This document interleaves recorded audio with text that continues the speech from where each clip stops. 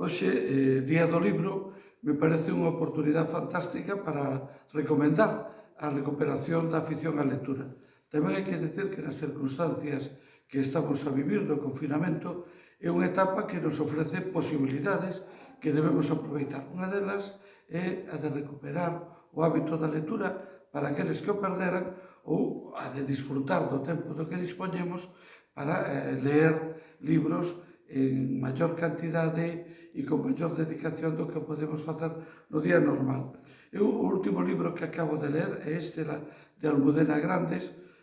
titúlase La madre de Frankenstein, é un título que pode parecer un pouco extraño. De feito, eu non son habitualmente demasiado aficionado á lectura de Almudena Grandes, pero hai de reconocer que este libro me encantou. É unha historia que sucede na España dos anos 50, é un ambiente absolutamente opresivo e represivo, e hai un grupo de personas, en concreto un médico, que volve do exilio en Suiza, que se incorpora a un psiquiátrico de mulleres no entorno de Madrid e é capaz de construir un ambiente de libertad e de respirar en un escenario tan absolutamente pechado e tan absolutamente opresivo. Eu o recomendo sin ninguna dúbida, e tamén me parece recomendable, este é un libro moi ameno que se lee de un tirón, pero ao mellor tampouco está tan mal ler libros un pouco máis densos e descansar un pouco combinando un libro máis denso con outro que sea, digamos, máis ameno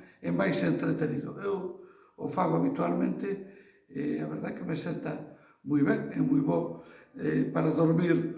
ter unha lectura que nos aloxe das preocupacións e é moi bo nas horas que teñamos libres pola tarde aproveitar para ler algo